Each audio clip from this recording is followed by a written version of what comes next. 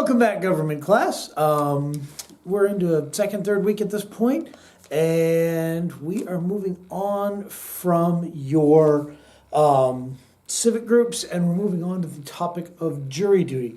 Now, you should have also done the section talking about local government, but I'm not going to go over that because we spent a bunch of time on that at the beginning of March, and I feel like you've got that covered. So, moving on to jury duty. Jury duty is one of those necessities of a democratic government. You can't run a court system and have trial by jury unless you have jurors willing to serve on those juries. So it's necessary that from time to time we're called to do jury duty. It can be amazingly easy. It can be amazingly hard. It varies wildly. So let's talk about how and where you can get called to jury duty in the state of New Hampshire and this county. So first things first, what I want you to know is you can be called to serve on juries both at the state, county, or federal levels. If you're called to the federal court system, you're going to have to go down to Concord because that's the only federal court in the state. If you're called to serve as a jury for a violation of state law, you're probably going to be going to county court. And in that case, you're going to be going to North Haverhill because that is the county seat for Grafton County. I go to Lancaster because I am just over the line in Coos County, but you get the idea. This is not something you have a choice about. If you are called, you must show up. There are exemptions available. If you're a college student and you're out of town, you can sign up for an exemption. They'll give you a deferral till summertime. If you are severely ill, that can be a reason. If you're over 70 and just don't want to do it, that can be a reason. But you have to communicate with the court to get that. It's not just I don't want to show up. What happens if you don't show up? In the state of New Hampshire, you are guilty of a misdemeanor. Usually a few $100s fine for that. If you skip federal, you can be fined $1,000-something, and you're violating federal law there. So it's not something you want to ignore if you see that in the mail.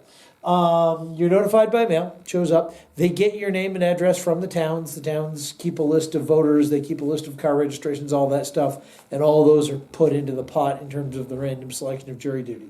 And 9 times out of 10, if you're getting called for jury duty, you're getting called for county court duty. That is by far the most common. The federal courts don't do as much business as the county courts in New Hampshire, and so chances are you won't. It's possible, but chances are you won't. So what happens? You go to the court, like I said, over in North Haverhill. The summons will the jury letter will have a explanation of where to go. You show up at a certain time, and you go into a pool. Not the fun kind of pool that you swim in. You sit in a room with a bunch of other people. Usually there's no air conditioning and it's a little sweaty. So pray for winter jury duty. And in that case, you sit there and you're interviewed by lawyers, you're interviewed by the judge, and you might or might not be picked for certain trials. The lawyers have a certain number of jurors they can prevent from sitting on a jury. The judge can dismiss any number of jurors for any reasons he or she feels necessary. And so what's going on is that they'll ask you a bunch of questions. If they feel like you're suitable for the jury, they'll put you on the jury. If they don't, they'll put you back in the pool, and you'll have to wait and see if you get picked for a different jury. That's more or less it. What kind of stuff could get you dinged from a jury? Well, for example, they would not want me serving on a jury for, say, a child molestation case. I would tell them flat out that I couldn't be anything like unbiased in that sort of situation, and they probably want me for a different one. Being both a teacher and a father, I think that's probably not something I want to do.